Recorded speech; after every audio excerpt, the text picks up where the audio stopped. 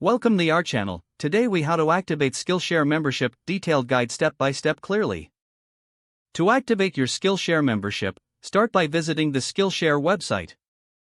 Once on the home page, click on the sign up button located in the upper right corner. If you already have an account, select the login option instead. For new users, you can sign up using your email address, Google account, or Facebook account. After choosing your sign-up method, fill in the necessary information as prompted. Once your information is entered, click on the Continue button to proceed. Next, you will be directed to the Membership Options page. Here, you can choose between a free trial or a paid membership. If opting for the free trial, click on the Start Free Trial button to begin.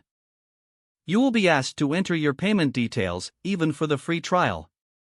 Fill in the required payment information carefully. After entering your payment details, review the terms of service and privacy policy. Agree to the terms by checking the appropriate box. Now, click on the Start My Membership button to activate your account. You will receive a confirmation message indicating that your membership is active. At this point, log into your account to access your classes. Browse the extensive library of courses available to you as a member. Select any class that interests you and click on it to begin. Enjoy your learning experience on Skillshare. If the page does not load, refresh the browser or try again in a private or incognito window. Make sure you are using the correct email address, then retype it carefully to avoid small typos. If your password is not accepted, use the reset option and create a new strong password you can remember.